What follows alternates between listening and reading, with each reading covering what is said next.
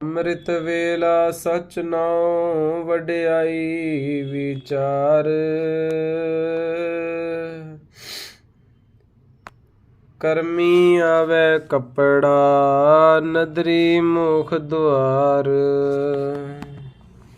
ਨਾਨਕ ਏਵੈ ਜਾਣੀਐ ਸਭ ਆਪੇ ਸਚਿਆਰ।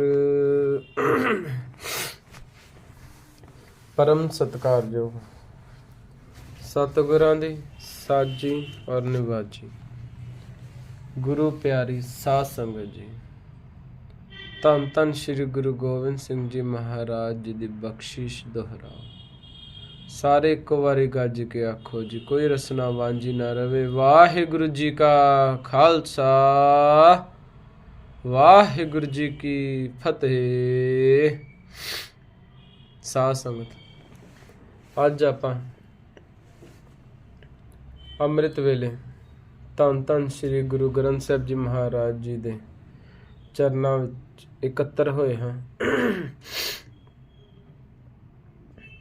ਅੱਜ ਦਾ ਦਿਨ ਸੰਗਰਾਂਦ ਦਾ ਦਿਹਾੜਾ, ਕੱਤਕ ਦੀ ਸੰਗਰਾਂਦ ਦੇ ਦਿਹਾੜੇ ਵਿੱਚ ਆਪਾਂ ਗੁਰੂ ਮਹਾਰਾਜ ਜੀ ਤੋਂ ਬਚਨ ਸੁਣਨ ਵਾਸਤੇ ਆਏ ਹਾਂ ਅਤੇ ਉਹਨਾਂ ਦੇ ਬਖਸ਼ੇ ਹੋਏ ਬਚਨਾਂ ਨੂੰ ਵਿਚਾਰਨ ਵਾਸਤੇ ਆਏ ਹਾਂ। ਸਮਾਂ ਜ਼ਿਆਦਾ ਨਾ ਹੁੰਦਾ ਹੈ, ਆਪਣੇ ਕੋਲ 15-20 ਮਿੰਟ ਹੀ ਹਨ। ਇਸ ਕਰਕੇ ਆਓ ਆਪਾਂ ਜਿਸ ਕਾਰਜ ਲਈ ਇਕੱਠੇ ਹੋਏ ਹਾਂ, ਇਕੱਤਰ ਹੋਏ ਹਾਂ, ਉਹ ਕਾਰਜ ਨੂੰ ਆਪਾਂ ਆਰੰਭ ਕਰੀਏ। ਧੰਨ ਧੰਨ ਸ਼੍ਰੀ ਗੁਰੂ ਅਰਜਨ ਦੇਵ ਜੀ ਮਹਾਰਾਜ ਇਸ ਮਹੀਨੇ ਦੇ ਕੱਤਕ ਦੇ ਮਹੀਨੇ ਦੇ ਵਿੱਚ ਜਿਹੜੇ ਬਚਨ ਉਚਾਰਨ ਕਰਦੇ ਨੇ, ਆਓ ਇੱਕ ਵਾਰੀ ਉਹਨਾਂ ਨੂੰ ਸਰਵਣ ਕਰੋ, ਫਿਰ ਉਹਨਾਂ ਬਾਬਤ ਆਪਾਂ ਵਿਚਾਰ ਕਰਾਂਗੇ। ਕੱਤਕ ਕਰਮ ਕਮਾਵਣੇ ਦੋਸ ਨਾ ਕਾਹੂ ਜੋਗ। ਪਰਮੇਸ਼ਰ ਤੇ ਭੁੱਲਿਆ ਵਿਆਪਨ ਸਭੇ ਰੋਗ। ਵੇ ਮੁਖ ਹੋਏ RAM ਤੇ ਲਗਨ ਜਨਮ ਵਿਜੋਗ। ਖਿਨ ਮੈਂ ਕੌੜੇ ਹੋਏ ਗਏ ਜਿਤੜੇ ਮਾਇਆ ਭੋਗ।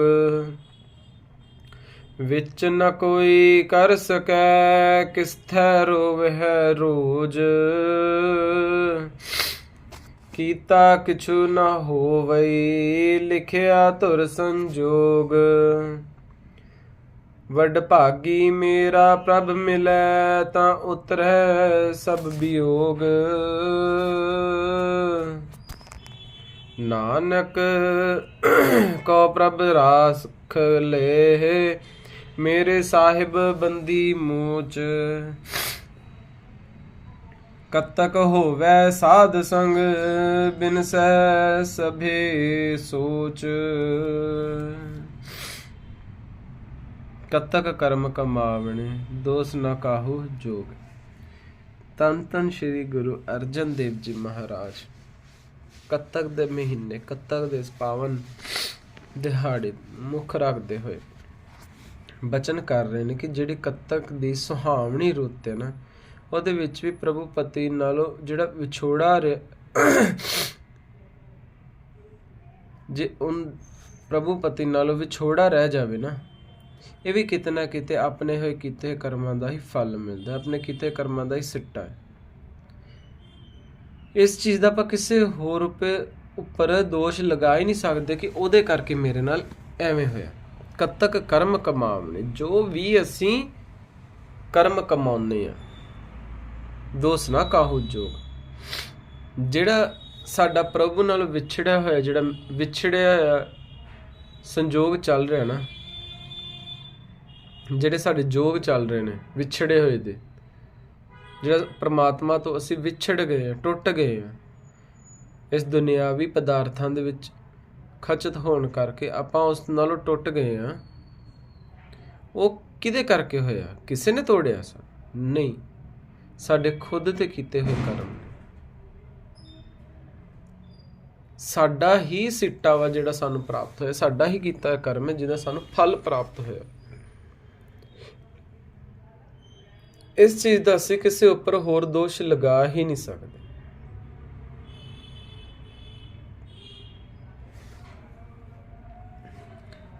ਆਪਾਂ ਇਹ ਨਹੀਂ ਕਹਿ ਸਕਦੇ ਕਿ ਕਿਸੇ ਦੇ ਕਰਕੇ ਜਾਂ ਕਿਸੇ ਨੇ ਵਿਛੋੜਾ ਪਾਇਆ ਵਾ ਜਾਂ ਕਿਸੇ ਦੇ ਕਰਕੇ। ਆਪਾਂ ਜੇਕਰ ਇਹ ਗੱਲ ਕਰ ਲਈ ਕਿ ਕਿਸੇ ਆਪਾਂ ਕਹਿੰਦੇ ਕਿ ਕਿਸੇ ਦੇ ਕਰਕੇ ਸਾਨੂੰ ਕੋਈ ਚੰਗਾ ਫਲ ਨਹੀਂ ਮਿਲਦਾ। ਜੇਕਰ ਅਸੀਂ ਅੱਜ ਬੁਖਾਰ ਆ, ਜ਼ੁਕਾਮ ਆ, ਤਾਂ ਸਾਨੂੰ ਉਹ ਮੌਸਮ ਦੇ ਬਦਲਣ ਕਰਕੇ ਹੋ ਰਿਹਾ ਵਾ। ਪਰ ਮੌਸਮ ਦੇ ਬਦਲਣ ਦੇ ਵਿੱਚ ਅਸੀਂ ਜੋ ਗਲਤ ਖਾਂਦੇ ਆ ਪੀਂਦੇ ਆ, ਕਿਉਂਕਿ ਗਰਮੀ ਤੋਂ ਜੋ ਸਰਦੀ ਆਉਂਦੀ, ਸਰਦੀ ਤੋਂ ਗਰਮੀ ਆਉਂਦੀ ਹੈ, ਅਸੀਂ ਧਿਆਨ ਨਹੀਂ ਦਿੰਦੇ। ਅਸੀਂ ਠੰਡਾ ਪਾਣੀ ਪੀ ਲੈਂਦੇ ਹਾਂ। ਠੰਡਾ ਪਾਣੀ ਪੀਣ ਦੇ ਕਰਕੇ ਅਸੀਂ ਬਿਮਾਰ ਹੁੰਦੇ ਹਾਂ। ਸਾਨੂੰ ਪਤਾ ਮੌਸਮ ਬਦਲ ਰਿਹਾ, ਅਸੀਂ ਆਪਣਾ ਢੱਕ ਕੇ ਰਹੀਏ। ਅਸੀਂ ਨਹੀਂ ਢੱਕ ਕੇ ਰਹਿੰਦੇ ਤਾਂ ਅਸੀਂ ਬਿਮਾਰ ਹੁੰਦੇ ਹਾਂ। ਇਹਦਾ ਦੋਸ਼ ਅਸੀਂ ਕਿਸ ਨੂੰ ਦੇਵਾਂਗੇ? ਖੁਦ ਨੂੰ ਦੇਵਾਂਗੇ ਨਾ। ਕਿਸੇ ਨੇ ਬਿਮਾਰ ਨਹੀਂ ਕੀਤਾ, ਮੌਸਮ ਨੇ ਬਿਮਾਰ ਨਹੀਂ ਕੀਤਾ। ਮੌਸਮ ਤਾਂ ਆਪਣੇ ਹਿਸਾਬ ਨਾਲ ਚੱਲ ਰਿਹਾ, ਜ਼ਰੂਰਤ ਅਨੁਸਾਰ। ਖਰਾਬ ਕਿੰਨੇ ਕੀਤਾ? ਅਸੀਂ ਖੁਦ ਆਪਣੇ ਆਪ ਨੂੰ ਖਰਾਬ ਕੀਤਾ। ਸਾਨੂੰ ਪਤਾ ਸੀ ਸਾਡੇ ਲਈ ਕੀ ਸਹੀ ਹੈ, ਅਸੀਂ ਪਰ ਉਹ ਸਹੀ ਚੀਜ਼ ਨਹੀਂ ਕੀਤੀ, ਅਸੀਂ ਗਲਤ ਕੀਤਾ। ਇਸ ਕਰਕੇ ਅਸੀਂ ਬਿਮਾਰ ਹੁੰਦੇ ਹਾਂ। ਇੰਨੀ ਸੁਹਾਵਣੀ ਰੁੱਤ ਹੋਣ ਦੇ ਬਾਵਜੂਦ ਜਿਸ ਸੁਹਾਵਣੀ ਰੁੱਤ ਦੇ ਵਿੱਚ ਅਸੀਂ ਉਸ ਪਰਮਾਤਮਾ ਨੂੰ, ਅਕਾਲ ਪੁਰਖ ਵਾਹਿਗੁਰੂ ਦੇ ਨਾਲ ਜੁੜ ਸਕਦੇ ਹਾਂ, ਅਸੀਂ ਜੁੜੇ ਨਹੀਂ। ਨਾ ਜੁੜਨ ਕਰਕੇ ਅਸੀਂ ਅੱਜ ਦੁਖੀ ਪ੍ਰਤੀਤ ਹੋ ਰਹੇ, ਦੁਖੀ ਜਾਪ ਰਹੇ। ਤੇ ਉਹਦਾ ਫਲ ਕਿਸ ਨੂੰ? ਸਾਨੂੰ ਮਿਲਣਾ। ਅਸੀਂ ਕਿਸੇ ਦੇ ਉੱਪਰ ਦੋਸ਼ ਨਹੀਂ ਦੇ ਸਕਦੇ ਕਿ ਉਸ ਵਿਅਕਤੀ ਕਰਕੇ ਅੱਜ ਮੈਨੂੰ ਆਹ ਫਲ ਭੁਗਤਣਾ ਪੈ ਰਿਹਾ ਜਾਂ ਇਸ ਤਰ੍ਹਾਂ ਉਸ ਤਰ੍ਹਾਂ। ਅੱਗੇ ਪਾਤਸ਼ਾਹ ਕਹਿੰਦੇ ਨੇ, ਪਰਮੇਸ਼ਰ ਤੇ ਭੁੱਲਿਆ ਵਿਆਪਨ ਸਭੇ ਰੋਗ। ਜਦੋਂ ਪਰਮੇਸ਼ਰ ਦੀ ਯਾਦ ਤੋਂ ਖੁੰਝ ਜਾਂਦਾ ਨਾ ਵਿਅਕਤੀ, ਟੁੱਟ ਜਾਂਦਾ ਵਾ, ਵਿਛੜ ਜਾਂਦਾ ਵਾ, ਤੇ ਦੁਨੀਆ ਦੇ ਸਾਰੇ ਹੀ ਦੁੱਖ ਕਲੇਸ਼ ਜ਼ੋਰ ਪਾ ਲੈਂਦੇ ਨੇ। ਹੁਣ ਜੇਕਰ ਅਸੀਂ ਚੰਗੇ ਗਿਆਨ ਨੂੰ ਆਪਣੇ ਜ਼ਿੰਦਗੀ ਦੇ ਵਿੱਚ ਨਹੀਂ ਆਉਣ ਦਿੰਦੇ, ਚੰਗਾ ਗਿਆਨ ਜਦੋਂ ਅਸੀਂ ਨਹੀਂ ਸਮਝਦੇ, ਨਹੀਂ ਅਪਣਾਉਂਦੇ, ਤਾਂ ਜਿਹੜੇ ਮਾੜੇ ਕਰਮ ਨੇ, ਸਾਡੇ ਮਾੜੇ ਕੀਤੇ ਕਰਮ ਨੇ, ਉਹਨਾਂ ਦਾ ਫਲ ਤੇ ਸਾਡੇ ਉੱਪਰ ਜ਼ੋਰ ਪੈਣਾ ਹੀ ਪੈਣਾ ਨਾ। ਜਦੋਂ ਅਸੀਂ ਚੰਗੇ ਕਰਮ ਨਹੀਂ ਕਰਾਂਗੇ ਤਾਂ ਕਿਹੜੇ ਕਰਮ ਕਰਾਂਗੇ? ਮਾੜੇ ਕਰਮ ਕਰਾਂਗੇ। ਜਦੋਂ ਮਾੜੇ ਕਰਮ ਕਰਾਂਗੇ ਫਿਰ ਕੀ ਹੋਊਗਾ? ਸਾਨੂੰ ਮਾੜਾ ਫਲ ਮਿਲੂ। ਮਾੜਾ ਫਲ ਮਿਲੂ ਤਾਂ ਕੀ ਹੋਊਗਾ? ਸਾਨੂੰ ਦੁੱਖ ਮਿਲਣਗੇ, ਅਸੀਂ ਰੋਵਾਂਗੇ, ਕੁਰਲਾਵਾਂਗੇ। ਇਸੇ ਤਰ੍ਹਾਂ ਹੀ ਜਿਹੜਾ ਵਿਅਕਤੀ ਚੰਗੇ ਗਿਆਨ ਤੋਂ ਵਿਛੋੜਾ ਪਾ ਲੈਂਦਾ ਹੈ, ਉਹ ਹਮੇਸ਼ਾ ਹੀ ਦੁਖੀ ਰਹਿੰਦਾ ਹੈ, ਦੁਖੀ ਦੁਖੀ ਜਾਪਦਾ ਹੈ। ਪਰਮੇਸ਼ਰ ਤੇ ਭੁੱਲਿਆ, ਜਿਹੜਾ ਪਰਮੇਸ਼ਰ ਨੂੰ, ਭਾਵ ਕਿ ਚੰਗੇ ਗਿਆਨ ਨੂੰ, ਚੰਗੇ ਗੁਰੂ ਨੂੰ, ਚੰਗੇ ਗੁਣਾਂ ਨੂੰ, ਸੰਤ ਬਿਰਤੀ ਨੂੰ ਜਿਹੜਾ ਭੁਲਾ ਦਿੰਦਾ ਹੈ, ਉਹਨੂੰ ਦੁਨੀਆ ਦੇ ਸਾਰੇ ਹੀ ਦੁੱਖ ਕਲੇਸ਼ ਆਪਣੇ ਉੱਪਰ ਜ਼ੋਰ ਪਾਉਣ ਲੱਗ ਪੈਂਦੇ ਨੇ। ਭਾਵ ਕਿ ਉਸਦੀ ਸਹਿਨਸ਼ੀਲਤਾ ਖਤਮ ਹੋ ਜਾਂਦੀ ਉਸ ਵਿਅਕਤੀ ਦੀ। ਇਹ ਨਹੀਂ ਕਿ ਦੁੱਖ ਨਹੀਂ ਹੁੰਦੇ, ਦੁੱਖ ਸਭ ਤੇ ਹੁੰਦੇ ਨੇ, ਪਰ ਇੱਕ ਸਹਿਨ ਕਰਨ ਦਾ, ਇੱਕ ਉਹਨੂੰ ਸਮਝਣ ਦਾ, ਇੱਕ ਉਸਨੂੰ ਹੰਡਾਉਣ ਦਾ ਜਿਹੜਾ ਜਜ਼ਬਾ ਜਿਹੜਾ ਸਾਨੂੰ ਗੁਰੂ ਦਿੰਦਾ, ਉਹ ਕੋਈ ਹੋਰ ਨਹੀਂ ਦੇ ਸਕਦਾ, ਉਹ ਸਿਰਫ ਗੁਰੂ ਹੀ ਦੇ ਸਕਦਾ। ਤੇ ਜਦੋਂ ਅਸੀਂ ਗੁਰੂ ਨੂੰ, ਚੰਗੇ ਗਿਆਨ ਨੂੰ ਆਪਣੇ ਤੋਂ ਦੂਰ ਕਰਦੇ ਹਾਂ ਤਾਂ ਸਾਨੂੰ ਦੁੱਖ ਕਲੇਸ਼ ਪ੍ਰਾਪਤ ਹੁੰਦੇ ਨੇ। ਅੱਗੇ ਪਾਤਸ਼ਾਹ ਕੀ ਕਹਿੰਦੇ ਨੇ? ਵੇਮੁਖ ਹੋਏ ਰਾਮ ਤੇ ਲੱਗਨ ਜਨਮ ਵਿਜੋਗ। ਕਿ ਜਿਨ੍ਹਾਂ ਨੇ ਇਸ ਜਨਮ ਵਿੱਚ ਪਰਮਾਤਮਾ ਦੀ ਯਾਦ ਵੱਲੋਂ ਮੂੰਹ ਮੋੜ ਰੱਖਿਆ ਵਾ ਨਾ, ਉਹਨਾਂ ਨੂੰ ਫਿਰ ਲੰਮੇ ਵਿਛੋੜੇ ਪੈ ਜਾਂਦੇ ਨੇ। ਇਸ ਜਨਮ ਦੀ ਆਪਾਂ ਗੱਲ ਕਿਵੇਂ ਕਰ ਸਕਦੇ ਹਾਂ? ਭਾਵ ਕਿ ਹੁਣ ਦਾ ਜਿਹੜਾ ਚੱਲਦਾ ਹੋਇਆ ਸਾਡਾ ਸਮਾਂ ਵਾ, ਇਸ ਵਕਤ, ਹੁਣ ਦੇ ਸਮੇਂ ਅਸੀਂ ਜੋ ਕਰਮ ਕਰ ਰਹੇ ਹਾਂ, ਜੇਕਰ ਤਾਂ ਅਸੀਂ ਚੰਗਾ ਕਰਮ ਕੀਤਾ ਤਾਂ ਅਸੀਂ ਪਰਮਾਤਮਾ ਨਾਲ ਭਾਵ ਕਿ ਜੁੜੇ ਹੀ ਹੋਏ ਹਾਂ। ਚੰਗਾ ਕਰਮ ਕੀਤਾ ਵਾ ਤਾਂ ਮਤਲਬ ਕਿ ਪਰਮਾਤਮਾ ਨਾਲ ਜੁੜੇ ਹੋਏ। ਚੰਗੇ ਕਰਮ ਦਾ ਭਾਵ ਕੀ ਹੈ? ਪਰਮਾਤਮਾ। ਚੰਗਾ ਕਰਮ ਕੀਤਾ, ਚੰਗਾ ਫਲ ਮਿਲੂ। ਚੰਗਾ ਫਲ ਮਿਲਣ ਦਾ ਮਤਲਬ ਹੈ ਕਿ ਪਰਮਾਤਮਾ ਦਾ ਪ੍ਰਸ਼ਾਦ। ਪਰਮਾਤਮਾ ਦਾ ਪ੍ਰਸ਼ਾਦ ਮਤਲਬ ਕਿ ਪਰਮਾਤਮਾ ਸਾਡੇ ਕਰੀਬ ਹੈ। ਔਰ ਜਦੋਂ ਅਸੀਂ ਮਾੜੇ ਕਰਮ ਕਰ ਰਹੇ ਹਾਂ, ਭਾਵ ਕਿ ਮਾੜਾ ਗਿਆਨ ਲੈ ਲਏ, ਭਾਵ ਕਿ ਪਰਮਾਤਮਾ ਤੋਂ ਅਸੀਂ ਦੂਰ ਹੋ ਰਹੇ ਹਾਂ। ਉਸੇ ਦੂਰ ਹੋਣ ਦੇ ਕਰਕੇ ਪਰਮਾਤਮਾ ਦਾ ਜਿਹੜਾ ਵਿਛੋੜਾ, ਚੰਗੇ ਗੁਣਾਂ ਦਾ ਜਿਹੜਾ ਵਿਛੋੜਾ ਵਾ, ਉਹ ਸਾਨੂੰ ਬਹੁਤ ਲੰਬਾ ਜਾਪਦਾ ਵਾ, ਬਹੁਤ ਜ਼ਿਆਦਾ ਲੰਬਾ ਜਾਪਣ ਲੱਗ ਜਾਂਦਾ। ਕਿਉਂ? ਫਿਰ ਅਸੀਂ ਕਈ ਵਾਰੀ ਜੋ ਮਾੜੇ ਕਰਮ ਕਰਦੇ, ਮਾੜਾ ਫਲ ਮਿਲਦਾ, ਅਸੀਂ ਕਹਿੰਦੇ ਯਾਰ ਮੇਰੇ ਨਾਲ ਮਾੜਾ ਕਿਉਂ ਹੋਇਆ, ਜਾਂ ਕਹਿੰਦੇ ਸਾਡੇ ਨਾਲ ਮਾੜਾ ਹੋਇਆ ਵਾ, ਸਾਡੇ ਨਾਲ ਚੰਗਾ ਕਦੋਂ ਹੋਊਗਾ, ਕਦੋਂ ਹੋਊਗਾ, ਕਦੋਂ ਹੋਊਗਾ? ਉਦੋਂ ਹੋਊਗਾ ਜੋ ਚੰਗੇ ਕੰਮ ਕਰਾਂਗੇ। ਚੰਗੇ ਕੰਮ ਕਦੋਂ ਕਰਾਂਗੇ? ਜੋ ਪਹਿਲਾਂ ਮਾੜੇ ਕਰਮਾਂ ਦਾ ਫਲ ਪ੍ਰਾਪਤ ਹੋਊਗਾ, ਜਾਂ ਕਹਿ ਲਓ ਕਿ ਮਾੜੇ ਕਰਮਾਂ ਦੀ ਜਿਹੜੀ ਸਿਆਹੀ ਲੱਗੀ ਹੈ ਜਾਂ ਮੈਲ ਲੱਗੀ, ਉਹ ਖਤਮ ਹੋ ਗਈ। ਕਿੰਨਾ ਲੰਬਾ ਸਮਾਂ ਪੈ ਰਿਹਾ ਵਾ ਨਵੇਂ ਕੰਮ ਕਰਨ ਨੂੰ। ਆਪਾਂ ਕਹਿੰਦੇ ਹਾਂ ਜੇ ਪੁਰਾਣੀਆਂ ਆਦਤਾਂ, ਮਾੜੀਆਂ ਆਦਤਾਂ ਛੱਡਣੀਆਂ ਨੇ, ਨਵੀਆਂ ਆਦਤਾਂ ਪਾਉਣੀਆਂ ਨਾ, ਜਦੋਂ ਨਵੀਆਂ ਆਦਤਾਂ ਪਾਉਣੀਆਂ, ਪੁਰਾਣੀਆਂ ਆਦਤਾਂ ਛੱਡਣੀਆਂ ਬਹੁਤ ਔਖੀਆਂ ਹੁੰਦੀਆਂ ਨੇ। ਕਿੰਨਾ ਲੰਬਾ ਸਮਾਂ ਲੱਗਦਾ ਉਹ ਨਵੀਂ ਆਦਤ ਪਾਉਣ ਨੂੰ। ਇਸੇ ਤਰ੍ਹਾਂ ਹੀ ਚੰਗੇ ਗੁਣਾਂ ਤੋਂ ਜਦੋਂ ਅਸੀਂ ਬੇਮੁਖ ਹੋ ਜਾਂਦੇ ਹਾਂ ਤਾਂ ਕਈ ਜਨਮਾਂ ਦਾ ਵਿਛੋੜਾ ਪੈ ਜਾਂਦਾ ਵਾ, ਕਈ ਸਮੇਂ ਦਾ ਵਿਛੋੜਾ ਪੈ ਜਾਂਦਾ, ਕਈ ਲੰਬਾ ਵਿਛੋੜਾ ਪੈ ਜਾਂਦਾ ਵਾ। ਬੇਮੁਖ ਹੋਏ ਰਾਮ ਤੇ ਲੱਗਣ ਜਨਮ ਵਿਜੋਗ, ਖਿਨ ਮਹਿ ਕੌੜੇ ਹੋਏ ਗਏ ਜਿਤੜੇ ਮਾਇਆ ਭੋਗ। ਕਿ ਜਿਹੜੀਆਂ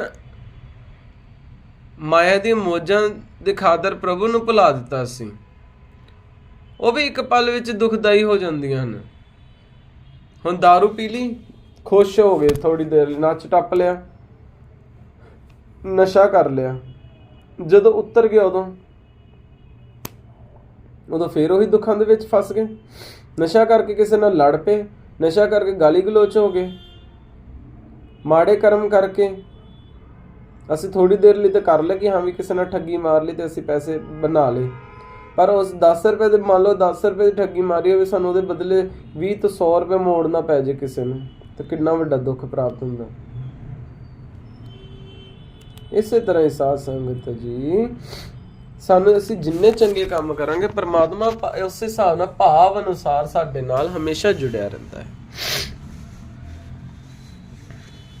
ਜਦੋਂ ਇੱਕ ਪਲ ਲਈ ਅਸੀਂ ਪ੍ਰਭੂ ਨੂੰ ਭੁਲਾ ਦਿੰਦੇ ਹਾਂ ਤਾਂ ਇੱਕ ਪਲ ਦੇ ਵਿੱਚ ਹੀ ਉਹ ਸਾਡੇ ਲਈ ਦੁਖਦਾਈ ਪ੍ਰਤੀਤ ਹੁੰਦਾ, ਸਾਨੂੰ ਦੁਖਦਾਈ ਜਾਪਦਾ ਹੈ। ਵਿੱਚ ਨਾ ਕੋਈ ਕਰ ਸਕੈ ਕਿਸ ਥੈ ਰੋਵਹਿ ਰੋਜ਼। ਕਿ ਉਸ ਦੁਖੀ ਹਾਲਤ ਦੇ ਵਿੱਚ ਕਿਸੇ ਪਾਸ ਵੀ ਨਿਤ ਰੋਣ ਦਾ ਕੋਈ ਵੀ ਲਾਭ ਨਹੀਂ ਸਾਨੂੰ, ਕਿਉਂਕਿ ਦੁੱਖ ਤਾਂ ਹੈ ਵਿਛੋੜੇ ਦਾ ਕਾਰਨ। ਜਿਹੜਾ ਸਾਨੂੰ ਦੁੱਖ ਮਿਲਿਆ ਤਾਂ ਵਿਛੋੜੇ ਦਾ ਕਾਰਨ ਹੈ, ਤੇ ਵਿਛੋੜੇ ਨੂੰ ਦੂਰ ਕਰਨ ਲਈ ਕੋਈ ਵਿਚੋਲਾਪਣ ਨਹੀਂ ਕਰ ਸਕਦਾ। ਠੀਕ ਹੈ, ਮਤਲਬ ਕਿ ਹੁਣ ਅਸੀਂ ਮਾੜਾ ਕਰਮ ਕੀਤਾ, ਉਹਦਾ ਫਲ ਸਾਨੂੰ ਭੁਗਤਣਾ ਪੈਣਾ। ਉਸ ਦੁਖੀ ਹਾਲਤ ਦੇ ਵਿੱਚ ਜਿਹੜੇ ਅਸੀਂ ਕਿਸੇ ਨੂੰ ਵੀ ਜਾ ਕੇ ਰੋਣਾ ਰੋਈ ਕਿ ਮੈਂ ਯਾਰ ਕਿਸੇ ਦਾ ਮਰਡਰ ਕਰਤਾ, ਮੈਂ ਨਸ਼ਾ ਕਰਕੇ ਆਹ ਕਰ ਲਿਆ, ਮੈਂ ਨਸ਼ਾ ਕਰਕੇ ਉਸ ਨੂੰ ਕੁੱਟਤਾ, ਮੈਂ ਕਾਮ ਵਾਸਨਾ ਦੇ ਅਧੀਨ ਹੋ ਕੇ ਧੋਖਾ ਦੇਤਾ, ਉਦੋਂ ਵਿਚੋਲਾ ਕੌਣ ਬਣੂਗਾ? ਕੋਈ ਨਹੀਂ ਬਣਨਾ। ਜਿੰਨੀ ਦੇਰ ਤੱਕ ਸਾਡੀ ਬੁੱਧੀ ਨੂੰ ਅਕਲ ਨਹੀਂ ਆਉਂਦੀ ਹੈਗੀ, ਸਾਡੀ ਬੁੱਧੀ ਟਿਕਾਣੇ ਨਹੀਂ ਆਉਂਦੀ ਹੈਗੀ, ਉਨੀ ਦੇਰ ਤੱਕ ਸਾਨੂੰ ਉਹ ਕੋਈ ਵਿਚੋਲਾ ਬਣ ਕੇ ਸਾਡੇ ਕਰਮਾਂ ਨੂੰ ਸੁਧਾਰ ਨਹੀਂ ਸਕਦਾ, ਸਾਨੂੰ ਚੰਗਾ ਫਲ ਨਹੀਂ ਪ੍ਰਾਪਤ ਕਰਵਾ ਸਕਦਾ। ਜਿਹੜਾ ਵਿਛੋੜਾ ਉਨੀ ਦੇਰ ਤੱਕ ਨਹੀਂ ਖਤਮ ਹੋ ਸਕਦਾ ਜਿੰਨੀ ਦੇਰ ਤੱਕ ਇਨਸਾਨ ਖੁਦ ਨਾ ਚਾਹਵੇ। ਸੋ ਕੋਈ ਵੀ ਵਿਚੋਲਾਪਨ ਕਰਕੇ ਸਾਡੇ ਮਾੜੇ ਕਰਮਾਂ ਦਾ ਫਲ ਚੰਗਾ ਨਹੀਂ ਪ੍ਰਾਪਤ ਕਰਵਾ ਸਕਦਾ, ਉਹ ਸਾਨੂੰ ਆਪ ਹੀ ਪ੍ਰਾਪਤ ਕਰਨਾ ਪੈਣਾ ਜਦੋਂ ਅਸੀਂ ਚੰਗੇ ਕੰਮ ਕਰਾਂਗੇ। ਇਹ ਸਾਨੂੰ ਹੀ ਦੇਖਣਾ ਪੈਣਾ ਵਾ ਕਿ ਉਸ ਦੁਖੀ ਹਾਲਤ ਦੇ ਵਿੱਚ ਕਿਸੇ ਜਿੰਨੇ ਦੇ ਮਰਜ਼ੀ ਕੋਲੇ ਰੋ ਲਈਏ। ਹੁਣ ਮੰਨ ਲਓ ਕਿ ਕਿਸੇ ਦਾ ਪੁੱਤ ਗਿਆ ਹੋਵੇ, ਉਹ ਪੁੱਤ ਦਵਾ ਸਕਦੇ ਵਾਪਸ? ਨਹੀਂ ਦਵਾ ਸਕਦੇ। ਕਿਸੇ ਦਾ ਪੁੱਤ ਐਕਸੀਡੈਂਟ 'ਚ ਮਰ ਗਿਆ ਹੋਵੇ, ਹੁਣ ਜੇਕਰ ਉਹੀ ਪੁੱਤ ਨੇ ਸਹੀ ਤਰੀਕੇ ਨਾਲ ਚਲਾਈ ਹੋਵੇ, ਧਿਆਨ ਨਾਲ ਚਲਾਈ ਹੋਵੇ, ਤਾਂ ਉਹੀ ਦੁੱਖ ਦਾ ਕਾਰਨ ਨਾ ਬਣਦਾ। ਤੇ ਵਿਛੋੜੇ ਨੂੰ ਦੂਰ ਕਰਨ ਲਈ ਕੋਈ ਵਿਚੋਲਾ ਨਹੀਂ ਪਾ ਸਕਦੇ। ਹੁਣ ਉਸ ਦੁੱਖ ਨੂੰ ਦੂਰ ਕਰਨ ਲਈ ਕੋਈ ਵਿਚੋਲਾ ਨਹੀਂ ਪੈਣਾ, ਬਸ ਇੱਕ ਦੁੱਖ ਹੰਢਾ ਸਕਦੇ, ਸੁਣ ਸਕਦੇ ਹਾਂ, ਅਸੀਂ ਖਤਮ ਨਹੀਂ ਕਰ ਸਕਦੇ ਜਿੰਨੀ ਦੇਰ ਤੱਕ ਇਨਸਾਨ ਖੁਦ ਚੰਗਾ ਗਿਆਨ ਪ੍ਰਾਪਤ ਕਰਕੇ ਸਮਝ ਲੈ ਕੇ ਕਿ ਹਾਂ ਜੋ ਜੇ ਅਗਰ ਕੋਈ ਚਲਾ ਗਿਆ ਹੁਣ ਕੀ ਕਰ ਸਕਦਾ ਬੰਦਾ, ਇਸ ਚੀਜ਼ ਨੂੰ ਸਮਝੇ।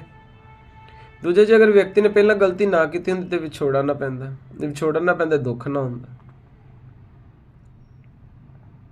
ਇਸੇ ਤਰ੍ਹਾਂ ਹੀ ਜਦੋਂ ਵਿਅਕਤੀ ਮਾੜੇ ਕਰਮ ਕਰਦਾ ਵਾ, ਮਾੜੀਆਂ ਆਦਤਾਂ ਪਾਉਂਦਾ ਵਾ, ਤਾਂ ਉਹਦਾ ਜਿਹੜਾ ਫਲ ਹੈ ਇਨਸਾਨ ਨੂੰ ਭੁਗਤਣਾ ਪੈਂਦਾ ਵਾ। ਤਾਂ ਕਈ ਸਾਡੀਆਂ ਗਲਤੀਆਂ ਇਹੋ ਜਿਹੀਆਂ ਹੁੰਦੀਆਂ ਨੇ ਜਿਹਦੇ ਵਿੱਚ ਵਿਚੋਲਾਗਿਰੀ ਤਾਂ ਕਰਵਾ ਹੀ ਨਹੀਂ ਸਕਦੇ ਹੈਗੇ, ਉਹਦਾ ਸਾਨੂੰ ਫਲ ਭੁਗਤਣਾ ਹੀ ਪੈਂਦਾ।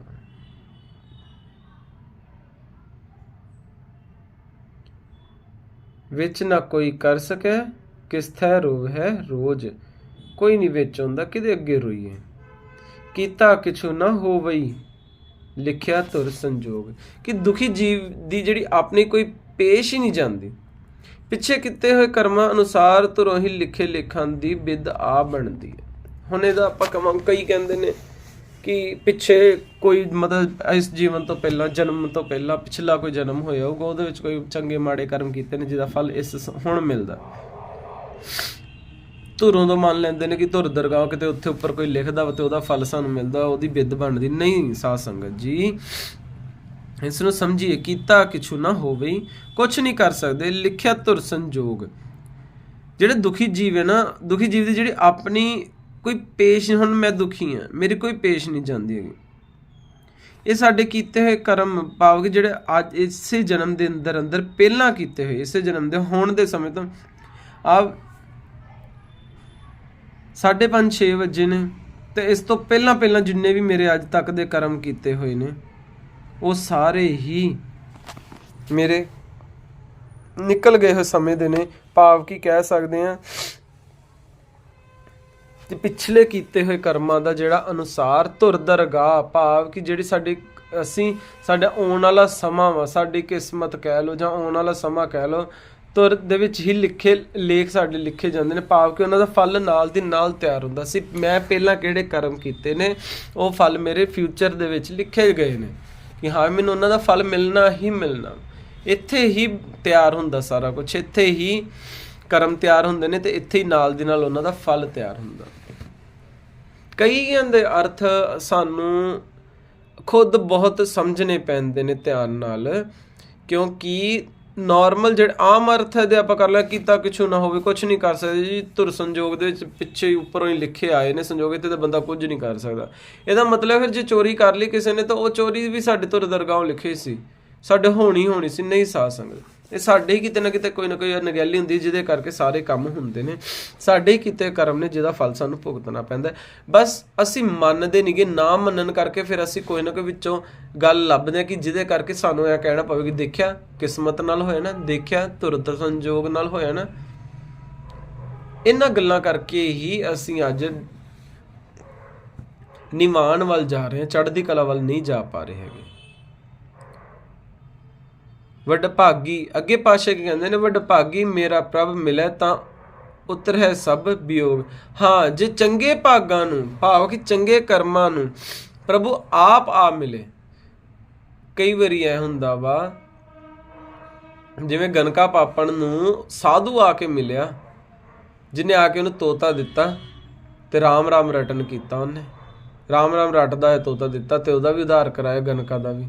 ਇਸੇ ਤਰ੍ਹਾਂ ਹੀ ਜੇਕਰ ਪ੍ਰਭੂ ਆਪ ਆ ਮਿਲੇ, ਕੋਈ ਨਾ ਕੋਈ ਇਹੋ ਜਿਹੀ ਬਿੱਧ ਬਣ ਜੇ ਕਿ ਜਿਹਦੇ ਨਾਲ ਸਾਨੂੰ ਅਕਲ ਆ ਜੇ, ਸਾਨੂੰ ਗਿਆਨ ਆ ਜੇ, ਤਾਂ ਜਿਹੜੇ